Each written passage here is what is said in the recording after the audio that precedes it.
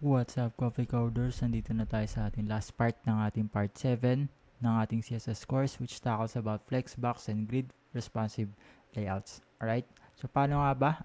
Or i-compare natin yung dalawa at saka kung paano sila dapat gamitin sa HTML sa pagde-design.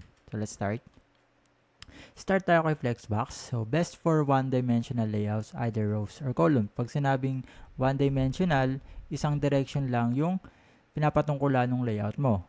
So, yung key feature nito, align items horizontally and vertically, distribute extra space dynamically, items can grow, shrink, and align easily. And then next one, so ano na nga ba yung mga common properties ng flexbox? Nandiyan yung display flex or yung pag-aalaw ng container or yung kinalalagyan ng property na to as flexbox na container. Okay? So, pag gumamit ka nito, ini-enable mo yung ibang properties ng flexbox. And then next one, flex direction, row or column. So, siniset mo naman dito yung direction of items kung nakapahalang or patayo. Third one is justify content, flex start, center, space between. So, yung flex start, again, pwedeng start lang and then pwede rin end lang or flex end. Tapos, ang description naman ito, controls horizontal alignment. And then, align items, flex start, center, and stretch, controls vertical alignment. So, alam na natin kung paano nga ba na nasa center yung isang element, mapa-horizontal, mapa-vertical, and then both na pagsasamahin natin. And then last one, flex wrap or wrap. Flex wrap allows items to wrap to a new row. Ibig sabihin, hindi siya sa sobra sa width ng parent element niya.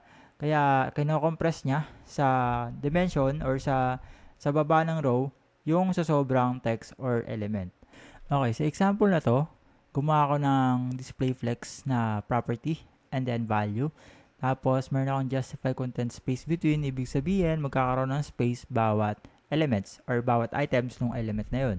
Then, align items is center. And then, padding, 15 sa taas, 30 sa kanan. Kasi nga, all around to or paikot yung spacing around the items or yung mismong element na pinaglalagyan ng navbar. Tapos, background, 333, and then color white. So, meron akong nav links dito na meron ding display flex. Tapos, may gap or yung spacing naman sa bawat isang item na 20px. Tapos, list style nan dahil yung nav links dito is naka-li or list element. Meron niyang default na list style type na I think disk or yung bullet na bilog tas itim. Then navlinks A, text decoration nan, wala kang makikitang style kapag hina-hover mo. And then di rin siya na-underline kapag naka-hover. Tapos color white, yung sinet na color, font weight bold. So kapag maximum width is 600px, yung flex direction na magiging column and then align items magiging center. So, let's try this one. Ito lang. Ito. So, may logo, home about services contact. Then, toggle natin.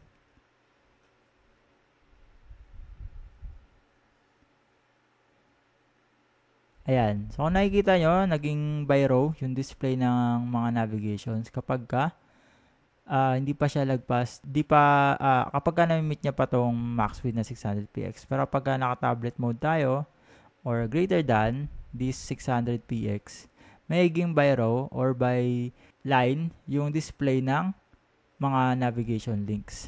Alright? So, yun sa flexbox. Then, proceed tayo sa next one. Okay, CSS Grid, best for two-dimensional layout for both rows and columns. So, dito, again, nalaman na natin yung unang pagkakaiba ng CSS Grid and CSS Flexbox. Yung grid merong rows and columns or best for two-dimensional layout, si CSS Flexbox, one-dimensional lang siya. Either rows or columns lang yun. Tapos, key feature, creates complex grid-based layouts, easily controls row and column sizing, aligns items without extra divs. Common properties, display grid. So, gaya nung sa display flex, inaalaw niya na makagamit yung container na yun ng mga grid properties. And then, grid template columns, repeat 3, 1 fractional unit. So, create sa 3 columns. Tapos, 3 equal parts or magkakapareho yung mga spaces. And then, grid gap is 10px para lang yung gap So, spacing between elements. And then, align item center, same lang din sa display, sa align item center ng flex property or ng flexbox. Controls vertical alignment, tapos justify item center, controls horizontal alignment. Okay, ito naman another example lang ulit para naman sa CSS grid. So, meron akong container dito na naka-allow yung display grid, and then grid template columns, naka-repeat, auto-fit, min-max is 200px na merong 1 fractional unit. Alright? So, ang magiging baseline is 200px. So, sa kada items, and then gap is 20px, padding is 20px. Tapos card, meron akong mga iba't ibang layouts or nakaset as card yung class ng mga items ko. So, background, DDD or gray. Tapos, padding 20px. Text align, center, border radius, nilagyan ng 8px. And then, kapag max width is 600, yung grid template columns magiging 1 fractional or 1 fractional unit yung magiging size. So, let's try this one. Tagal muna natin. Okay. So, dito sinakop, kapag maliit pa lang yung screen or kapag mobile, sinakop ng bawat isa yung width nung kanilang parents. And then, kapag lumalaki, ang nagiging maximum width na lang nila is 200px ito. Alright? So, yun yung sa CSS grid. And then, proceed tayo sa kung saan sila pwedeng magamit or kung kailan ka pwedeng gumamit ng CSS grid or CSS flexbox. Okay, ang usage ito, kapag gagawa ka ng navbar, mas suggested na flexbox yung gamitin mo.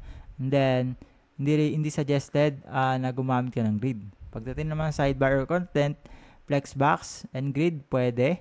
Then, photo gallery, hindi suggested ang flexbox. Pero pwede mo siyang gamitin na. Tapos, grid, pinaka-appropriate. Then, forms, yes sa flexbox, and then no sa grid.